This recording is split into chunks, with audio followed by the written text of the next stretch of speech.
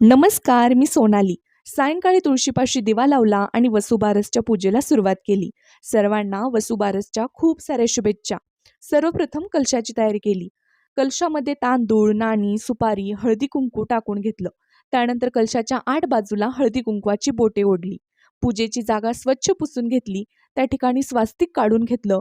त्यावरती पाट मांडला. पाटावरती छान सुंदर कापड अंथरून घेतलं. एका बाजूला तांदूळ ठेवून त्यावरती हळदी कुंकू वाहिलं. त्यावरती दिवा ठेवून त्या दिव्याची पूजा केली. दुसरीकडे तांदूळ ठेवून त्यावरती हळदी कुंकू वाहून कलशाची स्थापना केली. त्यानंतर 3 ठिकाणी विड्याची पानं ठेवून त्यावरती तांदूळ ठेवलं. तांदळावरती हळदी कुंकू वाहिलं. सर्वप्रथम गणपती बाप्पाची, नंतर आज एकादशी म्हणून विठ्ठल रुक्मिणी आईची, त्यानंतर बाळकृष्णाची व गाय वासराची स्थापना केली.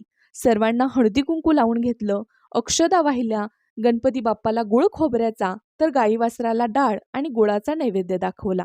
सर्वांना फुलं वाहून धूप आणि दीपारतीने औक्षण केलं व मनोभावे नमस्कार केला. दिवाळीची सुरुवात होते वसुबारसने. वसुबारस या सणाला गोवत्स द्वादशी असंही म्हटलं जातं. वसू म्हणजे धन आणि बारस म्हणजे द्वादशी. हा सण प्रामुख्याने गायी आणि त्याच्या वासराच्या पूजनासाठी ओळखला जातो. या दिवशी धनधान्याची समृद्धी, कुटुंबाचं आरोग्य आणि संतती लाभासाठी गायींची पूजा केली जाते. आपल्या भारतीय संस्कृतीमध्ये गायीला मातेसमान मानलं जातं आणि तिच्यामध्ये 33 कोटी देवांचा वास असतो अशी श्रद्धा आहे. त्यामुळे वसुबारसच्या दिवशी गोमातेची पूजा करून आपण सर्व देवतांचाच आशीर्वाद मिळवत असतो. सायंकाळी गोठ्यामध्ये जाऊन आमच्या गायीची पूजा केली, तिचं औक्षण केलं. सर्वांना शुभरात्री. थँक्यू.